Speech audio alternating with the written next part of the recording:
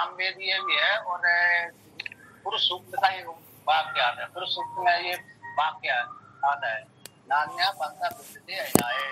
आप रुद्री पढ़ेंगे ना, तो रुद्री में तो पुरुष सूक्त आएगा दूसरे नंबर का, तो उसमें ये वाक्य आता है। उस परमात्मा को जानने के लिए इससे छोड़कर दूसरा कोई मार्ग नहीं है। तो निषेध मार्ग और विधि मार्ग है, दोनों मार्गों में से निषेध मार्ग भी सबसे उत्तम है। अब निषेध के द्वारा सिद्ध कर दिया कि आत्मा सत्य सत्य है, नेति नेति के वाक्य के द्वारा। अब पुनः आ गए ज्ञान का साधन संन्यास है, उस संन्यास के लिए यहाँ पर वर्णन करते हैं। ज्ञान का अंग है, ज्ञान के द्वारा मोक्ष फल की प्राप्ति होती है। अब वो ज्ञान का अंग संन्यास है, वो संन्यास को जो ज्ञान का अंग उसको सिद्ध करते हैं, वर्णन करते हैं कि एक उपयोगी है। कौन सा? ज्ञान में उपयोगी कौन है? संन्यास है। क्योंकि संन्यास नहीं लेगा तो त्याग नहीं करेगा तो व्यक्ति को ज्ञान में निष्ठा बनाना, परमात्मा की प्राप्ति करना थोड़ा कठिन हो जाता है। भारत जीवन में यदि भी परमात्मा की प्राप्ति हो जाती है, लेकिन फिर समस्या थोड़ी बनी रहती है। कभी कभी पत्नी की समस्या, कभी कभी पुत्र की समस्या, कभी कभी पुत्री की समस्या, कभी कभी समाज की समस्या, तो सारी समस्या घेर लेते हैं। इसलिए उस आश्रम में प्राय करके ज्ञान कठिन है, ऐसा कहने का तात्पर्य है। लेकिन संन्यास में अब सबका त्याग भी कर दिया साधक ने, जो भारत जीवन का पत्नी का त्याग कर दिया, पुत्रों का त्याग कर दिया, सबका त्याग कर दिया। त्याग करने के बच्चा को बचा ही नहीं, अब अस्मात उसको एक ही चिंतन करना है, आत्मा का। उसी को लेकर आप वर्णन करते हैं।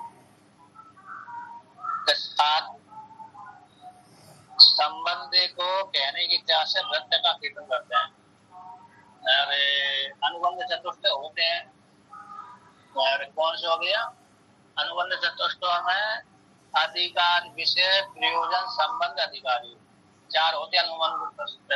विषय, प्रयोजन, संबंध, अधिकारी। अधिकारी तो मोक्ष शिक्षा वाला हो गया। विषय क्या हो गया? जीव ब्रह्म की एकता। प्रयोजन क्या हो गया? दुख की निवृत्ति, सुख की प्राप्ति। विषय, प्रयोजन, संबंध, प्रतिपाद्य प्रतिपादक वाला संबंध है ना। ये इसमें कौन प्रतिपाद्य? परमात्मा है प्रतिपाद्य। अधिकारी अपना स्वरूप जानने वाला है। इस प्रकार से आत्मा इति एव उपासिता, ये प्रतीक ले लिया श्रुति का, यानी श्रुति कहाँ का पहले ही निकल गए। ये बात है आत्मा इति, आत्मा उपासना के योग्य, जानने के योग्य है, ये बात तो पहले आ गया। यानी किसके बीच में जानने की योग्य है आत्मा? किसके बात के? हमारे शरीर के भीतर है, संगात के, संगात को लेकर के, शरीर को लेकर के। संगात हो गया पांच ज्ञानेंद्रिय, पांच कर्मेंद्रिय, अंतःकरण, प्राण आदि, इनके मध्य में आत्मा और विष्णु शरीर, इन दोनों के मध्य में संगात का हो चाहे अनाथ वर्ग। एक नंबर दे दिया अनाथ वर्ग अथवा संगात, तो चाहे कार्यकरण से संगात पूरा ले लिया, अनाथ वर्ग से सारी ले लिया। इन दोनों के लिए, इन अनाथ वर्ग में अथवा संगात के मध्य में आत्मा जानने के योग्य, उपासना करने के योग्य। वहां की ज्ञान इंद्रिय, कर्म इंद्रिय उपासना करने के योग्य नहीं है। अब आत्मा क्यों उपासना करने के योग्य है, उसको लेकर कहते हैं तद एव एतद अस्मिन् पदनीयम् आत्म तत्त्वम् यस्मात् प्रेह पुत्रादिर इति उपन्यस्तस्य वाक्यस्य व्याख्यान विषये संबंध प्रयोजने अभिहिते तद आत्मानम् एव अवेद अहम ब्रह्मास्मि इति तस्मात् तत् सर्वम् अभवत् इति। कहते हैं तद भय आत्मा, भय ही एतस्मिन् का तो सर्वस्मिन्, सभी के मध्य में, ये आत्मा ही पद नियम, प्राप्त करने के योग्य, ग्रहण करने के योग्य, जानने के योग्य। पद्यति पदम और पदयनिति पदम, पद के द्वारा भी व्यक्ति जाता है। तो कर्म अर्थ में पद है, तो कर्म अर्थ में जो पद सब पद प्राप्त धातु है, पदली पत्ने धातु है, पदगत धातु है, तो कर्म अर्थ में प्रत्यय हो गया। तो कर्म अर्थ प्राप्त करने के योग्य, पद नियम प्राप्त करने के योग्य, गवेषणीयम है ना। यहाँ पर 3 नंबर टिप्पणी दे दी, गवेषणीयम जानने के योग्य। कौन वो आत्मा, वो आगे वर्णन कर दिया आत्मतत्वम। किससे जानने की योग्य है, क्यों जानने की योग्य है आत्मा, प्रिय है। किससे प्रिय है, प्रिय है, सबसे श्रेष्ठ है, सबसे ज्यादा प्रिय है पुत्र, पुत्र आदि से प्रिय है। सबसे ज्यादा प्रिय है व्यक्ति को पुत्र ही होता है ना। तो जब संतान हो जाती है, संतान पत्नी पुत्र पुत्री आदि हो जाते हैं चार चीज, मतलब माता पिता आदि भी होते, सबसे पहले वो सबको फिर इन सबके मध्य में पुत्र ही प्रिय होता है। इसलिए पुत्र को विशेष जोर दिया दिए, इसलिए पहले प्रयोग कर दिया श्रुति ने। इसलिए जब संतान पैदा हो जाती तब की बात है। तो कहते पुत्र आदि से भी आत्मा कैसे प्रिय है, क्यों प्रिय है, क्योंकि पुत्र को प्रिय क्यों मानता है व्यक्ति, पुत्र यदि कुछ बीमार आदि हो जाए तो सब कुछ संपत्ति लौटा देता है पुत्र के प्रति। इसलिए आत्मा कैसी है, पुत्र से प्रिय है। इति उपन्यस्त वाक्यस्य, पहले उपन्यास कर दिया, उपन्यस्तस्य वाक्यस्य, यानी पहले इसका प्रसंग आ गया है प्रथम अध्याय में, आरण्य क्रम से तीसरे अध्याय में, उपनिषद क्रम से प्रथम अध्याय में उपन्यास कर दिया गया है ना। तो उपन्यास कर दिया गया, सूत्र के द्वारा वर्णन कर दिया। तो ऐसे व्याख्यान के विषय में जिस वाक्य के द्वारा व्याख्यान कर दिया ऐसे उसमें तो कहते हैं संबंध प्रयोजन अभिहिते, संबंध और प्रयोजन को दोनों को अभिहित कह दिए गए थे। तब भूतकाल का अर्थ होता है और धा धातु को ही आदेश कर दिया। तो कथनार्थ में अभी उपसर्ग पूर्वक धा धातु को ही आदेश हो जाने पर, तब प्रत्यय कर देने पर अभिहित शब्द बन जाता है। तो अर्थ हो गया कथन किए जाने पर, कथन कर दिए गए, कह दिया गया। क्या संबंध और प्रयोजन, प्रयोजन क्या हो गया, दुख की निवृत्ति है ना, सुख की प्राप्ति, दुख की निवृत्ति। और संबंध क्या हो गया, प्रतिपाद्य आत्म तत्व, प्रतिपादन करने वाला ग्रंथ रूप ब्रह्म विद्या हो गई, प्रतिपाद्य ब्रह्म हो गया, ब्रह्म विद्या के द्वारा ब्रह्म ही प्रतिपाद्य है। ऐसे कह दिए गए विषय जीव ब्रह्म की एकता, व्याख्यान विषय में, व्याख्यान के विषय संबंध प्रयोजन दोनों को कह दिए गए हैं। तो तद आत्मन विवेद, तो साधक ने अपने आप को जाना, जिस साधक ने ब्रह्म वेदम अग्रासी इत्यादि बात श्रुति वाक्य में कहते हैं उसने आत्मा को जाना था, जान लिया था। आत्मा ने भी अवेद, उसने आत्मा को जान लिया था। तो कैसे आना, हम ब्रह्मास्मि थी, मैं ब्रह्म हूँ, इस प्रकार से। तो जानने के पश्चात फिर क्या हुआ, तस्मात् तत्सर्वम अभवत् इति, सर्व हो गया। कैसा हो गया, उसने आत्म तत्व को जाना, जानते हुए सर्व हो गया यदि, इस प्रकार से। तो एवं, क्योंकि नहीं जाना था, नहीं जान रहा था, इसीलिए तो सर्व नहीं हुआ था। जब उसने जान लिया अपने आत्मा को, तो मैं हम ब्रह्मास्मि, तो सर्व हो गया, व्यापक हो गया। एवं प्रत्येक आत्मा ब्रह्म विद्या विषय, जो प्रत्येक आत्मा कैसे ब्रह्म विद्या का विषय है। इति एतद उपन्यास्तम, इसका कैसा कर दिया, उपन्यास कर दिया गया था, कर दिया गया है भूतकाल में। तो ब्रह्म विद्या का विषय कौन है, प्रत्येक आत्मा ही है। और अविद्या का विषय कौन है, अविद्या के विषय को लेकर विभाग करते हैं। विद्या का विषय तो ये है और अविद्या का विषय ये है। तो अविद्या विषयश्च विषयो अन्यो असौ अन्यो हम अस्मि इति न स वेद इति आरभ्य चातुर्वर्ण प्रविभागादि निमित्त पांत कर्म साध्य साधन लक्षणों बीजांकुर वद व्याकृत अव्याकृत स्वभावो नाम रूप कर्मात्मकः संसारस्य प्रियं वा इदं नाम रूपं कर्म इति उपहृतः शास्त्रीय उत्कर्ष लक्षणों ब्रह्मलोकान्तो अधोभावश्च इष्टावरान्तो अशास्त्रीयः पूर्वम् प्रदर्शितो द्वयाः प्राजापत्य इत्यादि वाक्येन।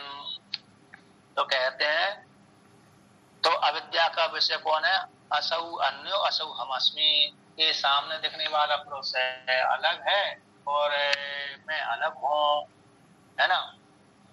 दूसरा वाला सामने वाला दिख रहा है जो देवदत्त देवदत्त वो तो भिन्न है, पर मैं अलग हूँ। इस प्रकार से न सविदा, श्रुति कहती है ऐसा भेद करके जानने वाला साधक अपने आप को नहीं जानता। तो कहते हैं न इति, ऐसे यहाँ इस श्रुति से आरंभ करके चातुर्वर्ण विभाग, ब्राह्मण क्षत्रिय वैश्य शूद्र आदि निमित्त को लेकर के पांक्त कर्म, कैसे हो गया, पांक्त कर्म हो गया। अब पांक्त कर्म हो गया 5 के द्वारा संपादित होने वाला, अथवा ऋत्विज, मंत्र, यज्ञ, वेद, है ना, यजमान, उसकी पत्नी इत्यादि के द्वारा संपादित होने वाला कर्म को पांक्त कर्म कहते हैं, जिसमें कामना से युक्त होकर, जिसमें कामना भी है तो काम से युक्त होकर के ऋत्विज को स्वीकार करके कोई यज्ञ करता है किसी कामना को लेकर करके, पांक्त कर्म कहलाते हैं। तो पांक्त कर्म साध्य साधन लक्षण वाला, वो कैसे है, साध्य हो गया अरे स्वर्ग रूप फल, और साधन हो गया उसके अनुष्ठान, मतलब जो क्रिया यज्ञ आदि अग्नि आदि कर्म हो गए, स्वर्ग में ये था, है ना, स्वर्ग काम ये था, तो इत्यादि साधन हो गए। उसमें ऋत्विज सारे आ गए, तो यजमान कर्ता हो गया, और फल साधन हो गया स्वर्ग आदि। चाहे कभी कभी वो भी हो जाते हैं, वो धन भी हो जाता है, और अन्य धन भी हो जाते हैं, ये साध हो जाते हैं। यदि साधक को जो चाहिए वस्तु, उस वस्तु के लिए वह कर्म कांड करता है। इस प्रकार से तो साध साधन लक्षण वाला ऐसा जो संसार है, बीज अंकुर वध, बीज और अंकुर के समान है।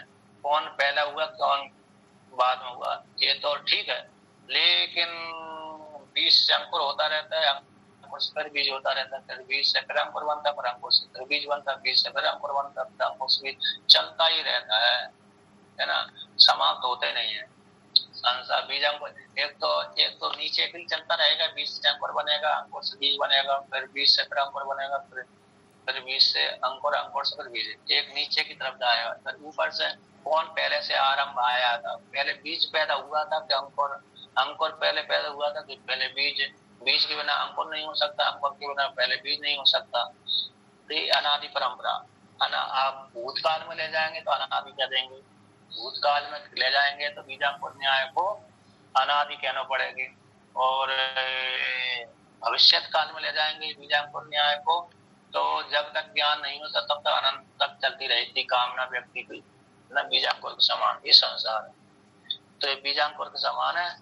तो इस प्रकार से भविष्य को लेकर के जब तक ज्ञान नहीं है तब तक ये रुकने वाला नहीं है, मुक्त रूप से ज्ञान के द्वारा ही रुकने वाला है ये बीजांकुर न्याय। और भूतकाल में तो है कब से आया मालूम, कौन पहले पहले हुआ कौन बाद में, पहले जीव संज्ञा पहले हुई या तो जीव संज्ञा से पहले उसकी कर्म सिद्ध हुई, क्यों बिना कर्म के जीव संज्ञा नहीं हो सकती, बिना जीव के कर्म नहीं हो सकता।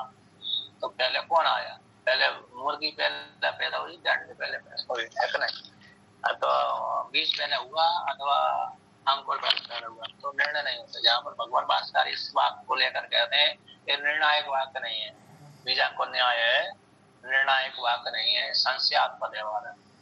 इस प्रकार से ऐसे एक जगह प्रयोग किया जाता है इसके ऊपर, यद्यपि इसको दृष्टांत देते हैं, दृष्टांत रूप में स्वीकार करते हैं इसको, तो बीच बीच में कभी कभी इसके ऊपर संदेह वाक्य भी प्रयोग कर देते हैं।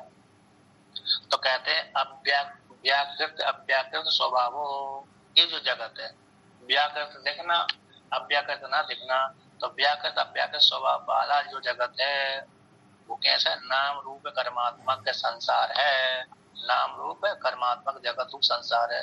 अब नाम रूप जगत है, नाम रूप कर्मात्मक संसार के त्रयम्बइदम तीन ही है, नाम रूप कर्म इति होता उपसंगता, इस वाक्य के द्वारा नाम रूप कर्म ही संसार है।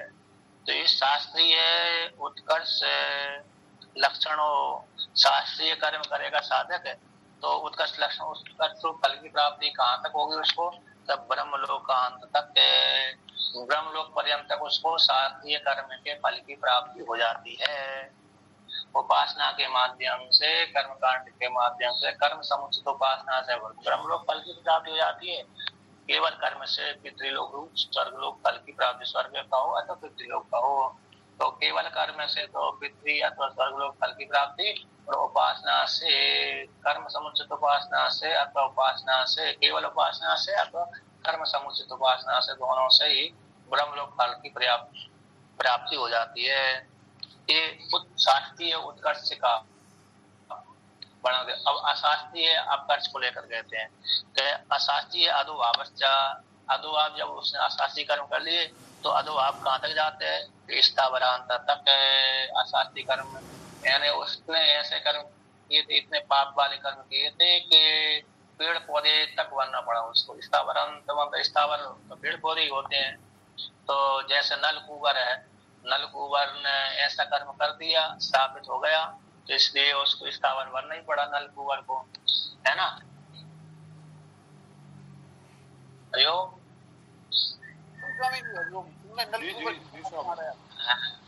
क्योंकि नलकूबर की कहानी सुनी है ना आपने? जी सुनी है, इसलिए उदाहरण दे दिया। फिर बता दीजिए,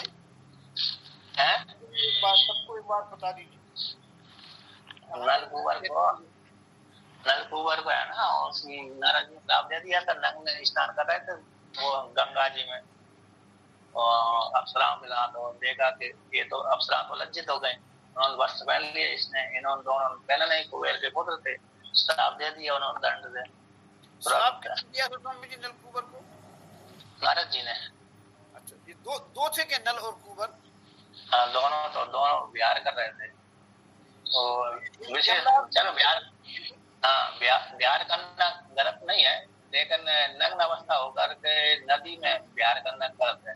जो उसका जल नारद जी ने वहां पर वर्णन किया था कि देखो इसका जल सभी लोग भगवान को काम में लेते हैं, पान तो करते ही हैं, अरे लेकिन भगवान को चढ़ाते हैं। यद्यपि स्नान करने पर नदी का जल व्यक्ति के हर अंग पे स्पर्श करता है, ऐसा निश्चित नहीं है, लेकिन एक मर्यादा भी है नहीं, तो सारे उस संकले हो जाएंगे।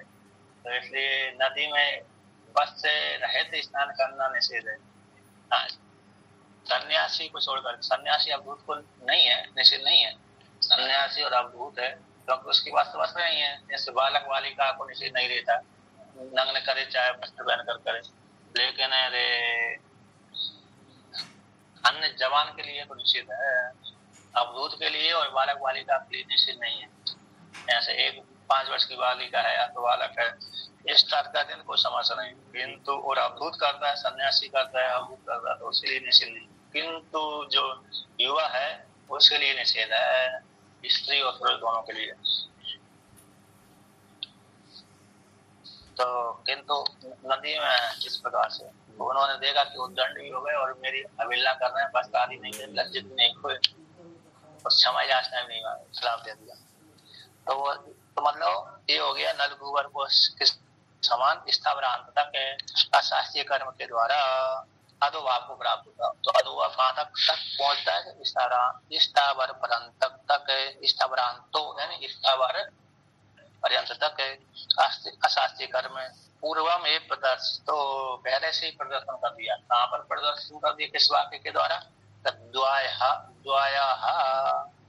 प्रजापत्य है ना, प्रजापति के 2 संतान है, देवश्च इत्यादि को लेकर के। तो 2 संतान द्वाहा प्रजापत्य, तो इस वाक्य को लेकर के उन्होंने यहाँ पर प्रयोग कर दिया। फिर उसी के प्रसंग में सुना दिया गया प्रसंग, है ना, द्वाहा प्रजापत्य इत्यादि वाक्य के द्वारा। शास्त्रीय कर्म के द्वारा इस फल की प्राप्ति होती है, अशास्त्रीय कर्म के द्वारा उस फल की प्राप्ति होती है। शास्त्रीय कर्म से व्यक्ति उत्कर्ष करेगा तो ब्रह्मलोक पर्यंत तक प्राप्त कर लेगा शास्त्रीय कर्म के द्वारा। अशास्त्रीय कर्म के द्वारा पेड़ फूल तक बन जाता है। इस प्रकार से विभाग वर्णन कर दिए। यहाँ पर टीकाकार में अंतिम पंक्ति दी है, अंतिम से दूसरी पंक्ति, उत्कृष्ट संसार अन्नात्म भाव शास्त्रीय ज्ञान कर्म लभ्यते है। उत्कृष्ट जो संसार होता है ना, इस प्रकार से त्रिअन्न को लेकर के 3 अन्न प्रजापति के, 3 अन्न प्रजापति ने 7 अन्न का निर्माण किया था। तो एक तो साधारण अन्न दिया, इसमें सभी को दे दिया, भाग बना दिया, 2 देवताओं को दे दिया, है ना, एक पशु को दे दिया दूध, इसलिए पशु का मुख्य अन्न है दूध है। तो इसलिए अब 2 देवताओं के लिए अग्निहोत्र आदि है ना, 10 पूर्णमास ये 2 देवताओं के अन्न हो गए। एक अरे पशु के लिए दे दिया और दूध हो गया पया, और एक साधारण हो गया, 4 हो गया। साधारण अन्न में जानवर भी, जैसे जानवर है ना, जानवर घास भी खाते हैं, अन्न भी खाते हैं, दाल चावल आदि जौ आदि भी जानवर खा जाते हैं, और घास फूस तो खाते ही हैं। तो ये साधारण अन्न की कोटि में आ गए। अब प्रजापति ने 3 अपने लिए अन्न बना लिए, तो 3 कौन से हो गए? तो 3 अन्न हो गए, वाक प्राण, वाक हो गया, प्राण हो गया, मन हो गया, ये 3 अपने लिए बना लिए। तो मतलब व्यक्ति वाक के द्वारा, प्राण के द्वारा और मन के द्वारा विशिष्ट कर्म करता है ना। इनके द्वारा व्यक्ति विशिष्ट कर्म करता है, तो फिर अच्छे कर्म करता है तो अच्छे प्रकार से उसको फल की प्राप्ति हो जाती है। खराब कर्म करता है तो खराब कर्म की प्राप्ति हो जाती है ना। हर स्त्री या तो पुरुष है, अच्छे कर्म करता है तो उत्कृष्ट फल की प्राप्ति करता है, और खराब कर्म करेगा तो खराब लोग फल की प्राप्ति होगी। कहते पशु में भी तो वाक प्राण मन होते हैं, हाँ वो तो होते तो है पशुओं में, लेकिन वो भोग योनि मात्र है। वो पुण्य उनके पास में पुण्य तो अर्जन हो सकते हैं, पाप नहीं होते। पशु कितनी भी हिंसा कर दें, किसी को मार दें, तो मारने से उनको पाप रूप फल की प्राप्ति नहीं होती। हाँ उनको पुण्य रूप फल की प्राप्ति जरूर हो जाएगी। पशुओं को कैसे हो जाएगी कि वो नदी में गए, गंगा आदि में स्नान किया, तो गंगा आदि नदी का स्वभाव है कि मेरे में जो भी स्नान करता है उसको पुण्य में देता हूँ, उस पाप को निवृत्ति कर देता हूँ और पुण्य प्रदान कर देती हूँ। तो इसलिए उनको पशु आदि को पुण्य रूप फल की प्राप्ति होती है। अब गंगा नदी में यदि वो पशु किसी दूसरे पशु को अथवा मनुष्य को मार दे तो पाप नहीं लगेगा उनको, क्योंकि उनको इस प्रकार शास्त्रीय ज्ञान नहीं है। यद्यपि एक जगह मैंने देखा था, एक पढ़ने में आया है, अरे किसमें, अरे भागवत शिव पुराण में ही आया था।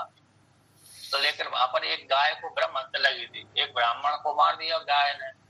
अब उसको मालूम था कि अरे इसको मारूं, ब्राह्मण ने उसके बच्चे को मार दिया, बच्चे गाय के बछड़े को मारा था जोर से। उसने दूध भी धो लिया गाय का, और बछड़े को भी छोड़ा नहीं, और बछड़े को थोड़ा मार भी दिया। वो गाय नाराज हो गई उस ब्राह्मण के लिए। तो गाय के नाराज हो गई तो गाय ने फिर क्या किया, बछड़े के संवाद है, गाय बछड़े का संवाद शिव पुराण में आता है। रोचक कहानी है वो, भयंकर सुंदर रोचक कहानी है। अब बाद में गाय बछड़े की रोचक कहानी को सुनकर के बाद में गाय ने कहा मैं इसके ब्राह्मण के बालक को मारूंगी। बछड़ा कहता है हम पहले से खराब कर्म के कारण तो पशु योनि में आए, अब दोबारा खराब कर्म करेंगे तो हम और कौन सी योनि को जाएंगे मालूम नहीं। तो उसने गाय ने कहा कि तभी मेरी शांति होगी जब मैं इस ब्राह्मण के बालक को मार दूंगी या तो इसको दुख दूंगी, जिससे ब्रह्म हत्या लग जाएगी। तो मैंने एक ऐसा स्थान देखा जहाँ पर ब्रह्म हत्या भूल जाती है, साफ हो जाती है। तो दिन सुबह गाय ने ब्राह्मण के बालक को मार दिया, और मारते ही वो गाय को ब्रह्म हत्या लग गई। गाय काली पड़ गई, गोरी गाय थी, सफेद रंग वाली गाय थी, लेकिन उसी काल में ब्रह्म हत्या लग जाती, वो काली हो गई।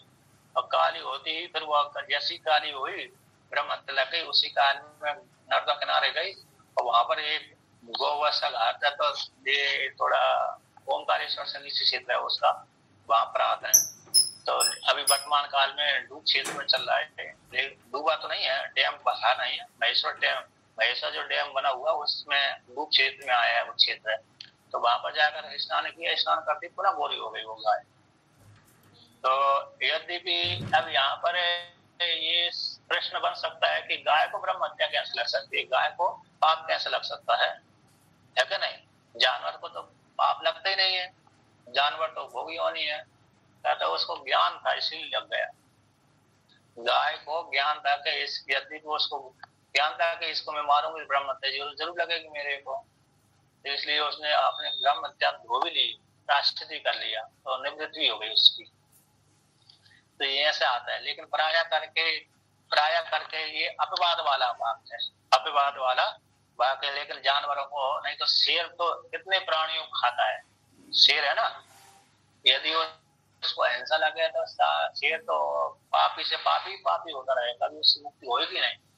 इस प्रकार से अब इस प्रकार से वर्णन कर दिया। ये त्रिअन्न वाला निकृष्ट संसार स्वाभाविक ज्ञान कर्म में साध्य है ना, स्वाभाविक निकृष्ट जो संसार होता है ना व्यक्ति का, निकृष्ट संसार स्वाभाविक यानी ज्ञान कर्म साध्य होता है। व्यक्ति की अनेक जन्मों से वासना आ रही है, किसी काम की, क्रोध की, लोभ की, आदि की, इसलिए व्यक्ति एक दूसरे को मार देता है ना। कामना पूर्वक एक दूसरे से संपत्ति को छीन लेता है और कामना पूर्वक एक दूसरे की मदद भी कर देता है। तो जो कामना पूर्वक एक दूसरे को मार देता है काम क्रोध को लेकर के, तो फिर वो स्थावर पर्यंत तक चला जाता है। अब यहाँ पर और आगे वर्णन करते हैं। इसलिए कहते किस लिए यहाँ पर विद्या अविद्या का विषय व्याख्या तो नहीं सा पुरुष सुखी।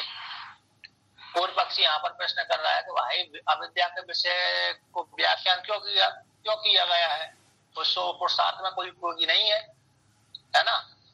पुरुषार्थ में उपयोगी होए उसी को अरे व्याख्यान करना चाहिए, कथन करना चाहिए। अविद्या का विषय तो कोई पुरुषार्थ में उपयोग नहीं है, विद्या का विषय ही उपयोगी है। तो भगवान भास्कर कहते हैं एतस्माद् अविद्या विषयाद् विरक्तस्य प्रत्यग आत्म विषय ब्रह्म विद्यायाम अधिकारा कथंचित् अपि स्यादिति तृतीये अध्याय उपसंहृतः। समस्तो अविद्या विषय एतस्माद् अविद्या के कार्य से, अविद्या के विषय से विरक्त पुरुष का प्रत्येक आत्मा विषय में ब्रह्म विद्या में अधिकार हो जाए किसी न किसी हेतु से। इसीलिए आत्मा और प्रत्येगात्मा में क्या भेद है? आत्मा प्रत्येगात्मा एक ही तो है। प्रत्येगात्मा हमारी स्वयं की आत्मा, उसी को प्रत्येक बोल दिया, शब्द को जोड़ करके बोलते हैं। प्रति उपसर्ग अंशु धातु से प्रत्येक शब्द बनता है। जो हमारी इंद्रिय बाहर की ओर जा रही है उसको लौटा देती है ना। गच्छति थी अंशु होती है, जाते उसको पीछे की ओर लौटा देते हैं, अंतर्मुखी कर देती है, प्रत्येगात्मा होती है। शरीर के दायरे में आई हुई आत्मा को प्रत्येगात्मा कहते हो, जो व्यापक है वो आत्मा है, ये ब्रह्म है। शरीर जैसे हमारी इंद्रिय बहिर्मुखी भूत है, तो बहिर्मुखी भूत न करके हृदय की ओर देखना, हृदय में ये आत्मा को देखना, उसको प्रत्येगात्मा बोलते हैं। ये शब्द को लेकर के कहते हैं। तो मतलब ये प्रत्येगात्मा विषय, प्रत्येगात्मा में अपने हृदय के भीतर जो आत्मा, वो आत्मा को विषय करने वाला, वो आत्मा की प्राप्ति हो जाए, उसमें अधिकार हो जाए। इसी हेतु से अविद्या के विषय को प्रयोग किया गया, दिखलाया गया, उपसंहार किया गया। जैसे स्त्री की निंदा क्यों की जाती है पुरुष के सामने?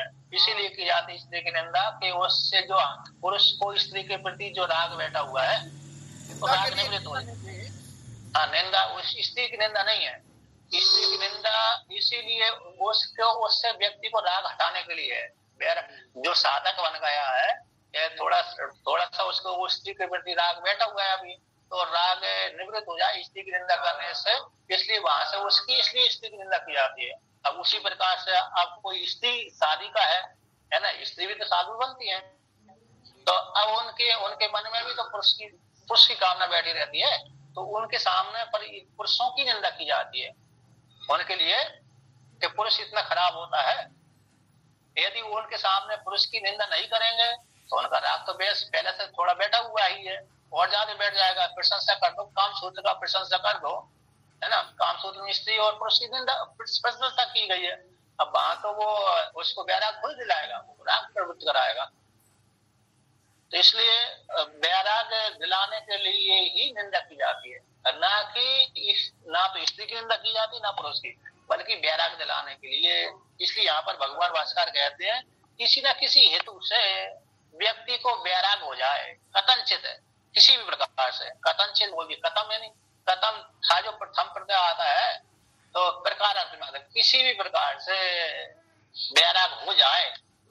श्रुति दोषणी है ना, चाहे वो स्त्री हो, चाहे स्त्री को वैराग हो जाए, चाहे पुरुष को वैराग हो जाए। तो यहाँ पर जहाँ पर स्त्री की निंदा की जाती, वहां पर उपलक्षण शब्द आता है, उपलक्षण का आता मतलब स्त्री को पुरुष की निंदा जानना चाहिए, पुरुष को स्त्री की निंदा जानना चाहिए, अथवा दोनों की निंदा जानना चाहिए। उपलक्षण मतलब संकेत से बोलते हैं, उपलक्षण का अर्थ होता है संक्षेप से एक वाक्य बोल दिया और उसको दूसरे व्यापक जान लेना चाहिए इस प्रकार से। नहीं तो कभी कभी स्त्रियां सुन करके ये बोलेंगे हमारी निंदा कर रहे हैं, होती रहती है कि नहीं। तो ये भी कभी कभी गड़बड़ हो जाता है। तो यहाँ पर वो वक्ता को भी इस प्रकार से बोलना पड़ती है। किसी कारण से तो उठाते पूरा समझते हैं नहीं, सत्संग किया नहीं है और किसी टिप्पणी करने लगते हैं। और उन्हें वो इसलिए वहां पर वक्ता को भी बोलना चाहिए कि नहीं भाई ये दोनों की निंदा है। साधक यदि पुरुष साधक है तो उसके लिए स्त्री की निंदा, और स्त्री साधक है शादी का है तो उसके लिए पुरुष की निंदा। इसलिए उपलक्षण होता है वहां पर, नहीं तो गड़बड़ हो जाता ना, व्यक्ति राग दोष हो जाते हैं। तो इसलिए तो श्रुति कहती है किसी न किसी प्रकार से साधक साधिका को वैराग हो जाए, है ना।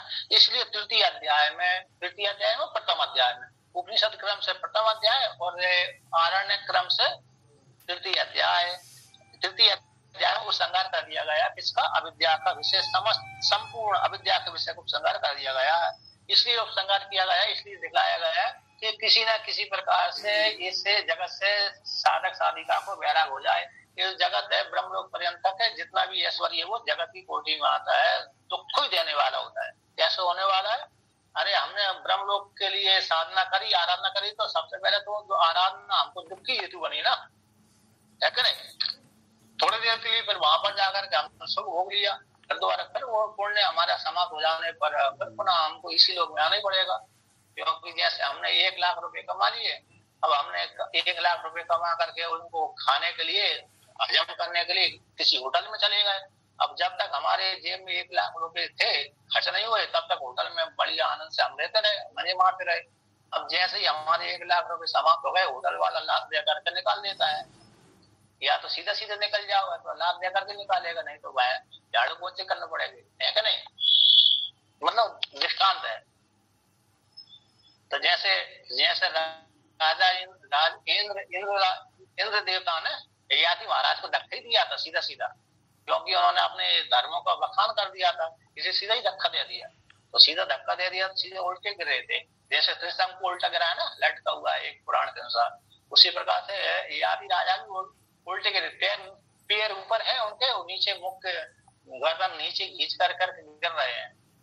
नैमिषारण्य में घटना आती हो, फिर बाद में ययाति राजा को उद्धार भी हुआ। तो इसीलिए अब आप कहते हैं, अब अविद्या का विषय कर दिया, अब चौथा विद्या का विषय कहते हैं। चतुर्थे तु ब्रह्म विद्याया विषयम प्रत्येक आत्मानं ब्रह्म ते ब्रवाणी इति ब्रह्म ज्ञापयिष्यामि इति च प्रस्तुत्य तद ब्रह्म एकम अद्वयम सर्व विशेष शून्यम क्रियाकारक फल स्वभाव सत्य शब्द वाच्य अशेष भूत धर्म प्रतिषेध द्वारा नेति नेति ज्ञापितम। चौथे अध्याय में मतलब उपनिषद क्रम से प्रथम अध्याय और आरण्य क्रम से चौथा अध्याय। तो चौथे अध्याय में ब्रह्म विद्या का विषय, जो ब्रह्म विद्या के विषय कौन है? प्रत्येक आत्मा, अर्थात हमारी स्वयं की आत्मा। मैं कौन हूँ? ब्रह्म हूँ, निर्विशेष ब्रह्म हूँ। ऐसी प्रत्येक आत्मा के विषय को वर्णन किया गया। किस वाक्य के द्वारा? ब्रह्म ते ब्रवाणी। अजातशत्रु से गार्ग ब्राह्मण बोलता है, हे राजन मैं तुमको ब्रह्म का उपदेश करूंगा, ऐसा आरंभ किया वहां से चौथे अध्याय में। पर बाद में कह दिया ज्ञापयिष्यामि, ब्रह्म ज्ञापयिष्यामि।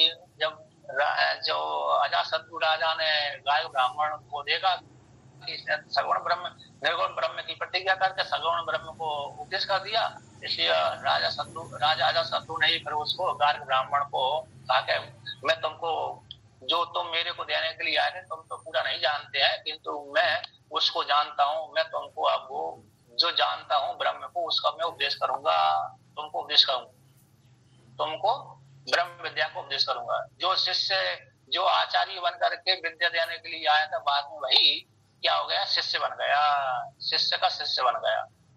ये श्रुति में तो आया ही है, श्रुति में ये लौकिक में भी घटा हुआ है। लौकिक में कहाँ घटा हुआ है? अच्छा मेरे साथ भी घटा हुआ है। मेरे साथ में क्या हुआ है? पहले मैं जिस महात्मा से व्याकरण पढ़ता था, अब वो मैंने उससे उसका शिष्य बना मैं, तो मैंने कुछ बहुत दिनों तक उससे व्याकरण पढ़ी। और बाद में उसे वो आगे पढ़ता था, मैं पीछे पढ़ता था, वो आगे पढ़ता रहता था और मैं पीछे पढ़ता रहता था उससे, तो मैं उसका शिष्य बन गया।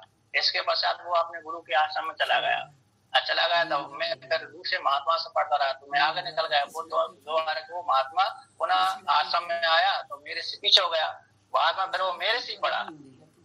तो मेरे साथ दोनों प्रकार की घटना, शिष्य में जिसका शिष्य बना उसी को मैं गुरु भी बना, तो जिसका वो जो मेरा गुरु बना वही मेरा शिष्य बन गया। तो मेरे साथ ऐसी घटना घटी। अब दूसरा ये तो यही हो गया। अब दूसरा अरे इसमें आया है, दूसरा उदाहरण कौन सा देता हूँ, ये तो मेरा उदाहरण हो गया। दूसरा उदाहरण है जो बुद्ध भगवान को लेकर के, गौतम बुद्ध को। तो बुद्ध भगवान के जीवन में भी ऐसा आता है, बहुत से आचार्यों ने उनको पहले शिक्षा दी, अब वही आचार्यों ने फिर उनसे शिक्षा ली, तो ऐसा भी उल्टा विपरीत हो जाता है, चलता रहता है। कुमार भट्ट ने भी तो बौद्धाचार्य को वो साथ साथ में हराया था, वो साथ साथ था, पहले शिष्य बन करके साथ साथ हराया। वो ऐसा वो इसमें दृष्टांत नहीं बैठता कुमार भट्ट वाला, तो गौतम बुद्ध के विषय में बैठता है। जैसे मैंने दिया ना, मैंने अपना दृष्टांत दिया है, तो ये मेरा बैठता है उस प्रकार से। मैंने जिसको आचार्य बनाया था भाई मेरा शिष्य बन गया, जो पहले मेरा आचार्य था बाद में मेरा शिष्य बना, और मैं पहले उसका शिष्य था, वो मेरा आचार्य था। तो व्याकरण आदि में चलता रहता है। जैसे लौकिक में भी तो है, अरे जैसे अरे आप लौकिक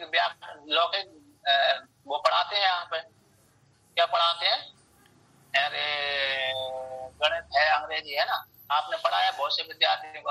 अब कोई विद्यार्थी संस्कृत पढ़ करके बाहर से, और जो पढ़ा था आपसे तो पढ़ा, लेकिन आपसे पढ़ने के पश्चात दूसरी जगह गया, संस्कृत और पढ़ करके आ गया, अब वेदांत का प्रवचन करने लगा, है क्या नहीं। और आप सुनने तो जाते हैं, कभी कभी जाते हैं, आचार्य जो पहले उसके आचार्य थे, बहुत जगह देखा जाता, लोग में नहीं देखा जाता, देखा जाता। तो ये हो गए। तो कहते हैं ब्रह्म ते ब्रह्माणी, मैं ब्रह्म को उपदेश करूंगा, ये प्रतिज्ञा पहले श्री की बात थी। ब्रह्म के पिष्यामी, मैं ब्रह्म का बोध कराऊंगा, ये राजा का वाक्य है। तो ऐसा प्रस्तुत करके तद ब्रह्म एकम अद्वितीयम, वह ब्रह्म एक है, अद्वितीय है, ब्रह्म एक है, अद्वितीय है। स्वगत सजातीय विजातीय भेद से रहता है। स्वगत हमारे जो शरीर है ना, पूरा शरीर, अब इसमें हाथ पैर आदि स्वगत भेद होते हैं। मैं पूरा अवयवी हूँ, अवयव कौन होगा, मेरा हाथ है, पैर है, जैसे गाड़ी है, मोटरसाइकिल मान लो, चाहे कार मान लो, वो एक अवयवी है पूरा। अब उसको एक एक पुर्जा कर दो तो अलग अलग हो जाते हैं, अलग अलग को तो गाड़ी नहीं बोल सकते ना, है ना, एक कोई गाड़ी बोल सकते हैं। तो अभी स्वगत भेद होते हैं। तो स्वगत भेद, सजातीय भेद, सजातीय जैसे गाड़ी तो है ही, ट्रैक्टर अलग है, उसी दूसरी जैसा ही है, लेकिन दूसरे नाम वाला है। उसी प्रकार से जैसे दो वृक्ष है, एक पीपल का वृक्ष है, एक अश्वत्थ का वृक्ष है, एक बिल्व वृक्ष है, एक तुलसी का वृक्ष है। यद्यपि वृक्ष तो वृक्ष ही है, किंतु भिन्न जाति वाले हैं, तो सजाती हो गया, सजाती वृक्ष जाति के थे, लेकिन उस जाति वाले हैं, तो सजाती भेदी नहीं है आत्मा। स्वगत सजाती, विजाती है, विजाति तो बिल्कुल है ही नहीं है। विजाति कौन, जैसे हम मनुष्य हैं, अरे कौन हो गए, वृक्ष के विजाति हो गए, मनुष्य जाति वाले, वृक्षत्व जाति वाले हैं, तो विजाति भेदी नहीं। तो आत्मा में स्वगत सजातीय विजाति भेद तीनों भेदों से रहते हैं, इसलिए एकम अद्वितीय है। जो एकम अद्वितीय है शब्द का अर्थ होता है स्वगत सजाति विजाति भेद से रहित परमात्मा है। सर्व विशेष शून्यम, संपूर्ण विशेषों से रहित है। क्रिया कारक फल स्वभाव, यह क्रिया है, कारक फल स्वभाव से रहता है। सत्य शब्द वाच्य जो पंच षष्ठी व्यक्ति के द्वारा जो वर्णन किए थे ना, मूर्त है ना, कार्यकरण जो भाव की सत्य शब्द वाच्य, पांच महाभूत है, ये सत्य शब्द वाच्य।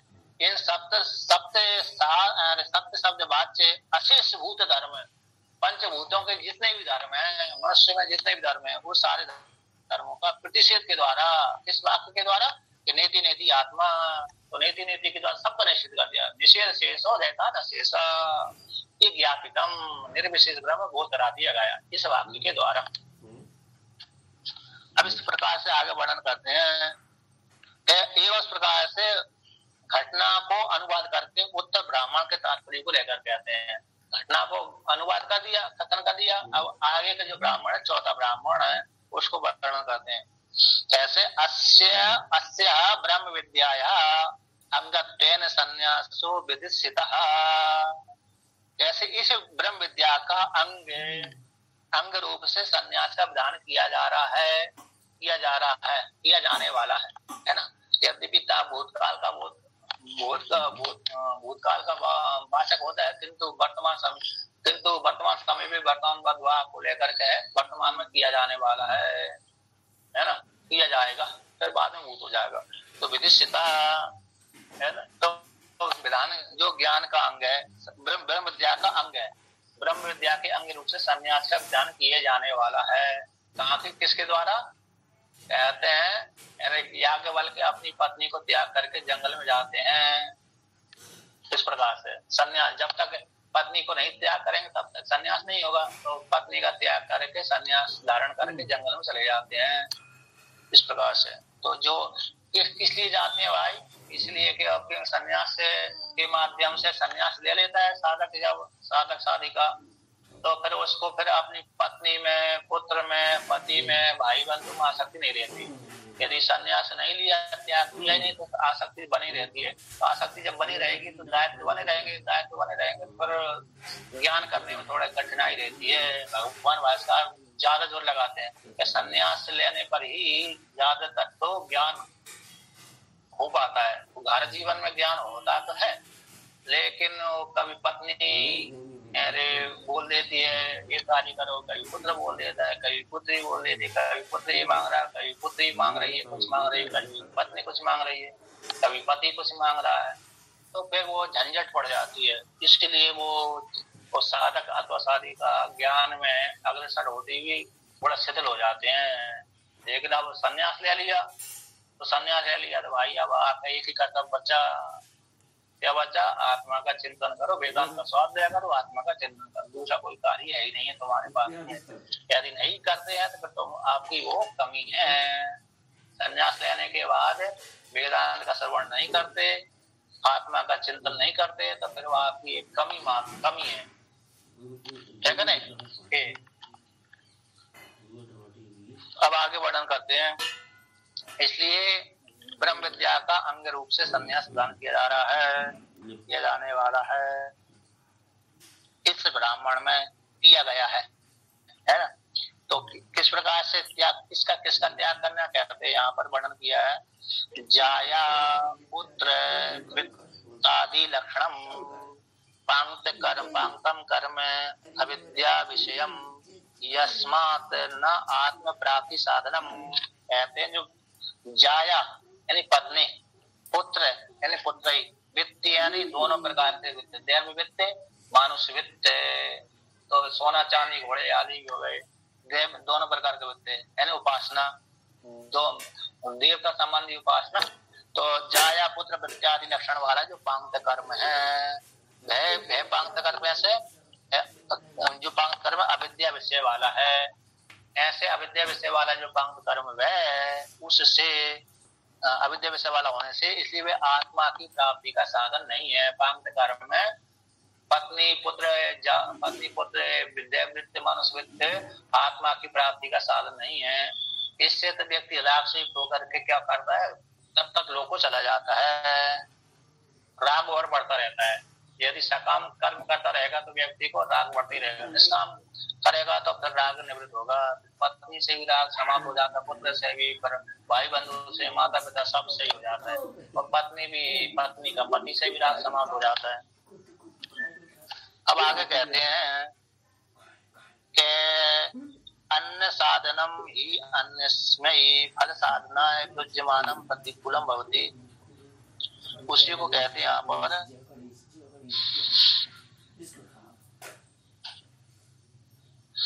पर कहते अविद्या का विषय है जिसका, संन्यास विधान किया।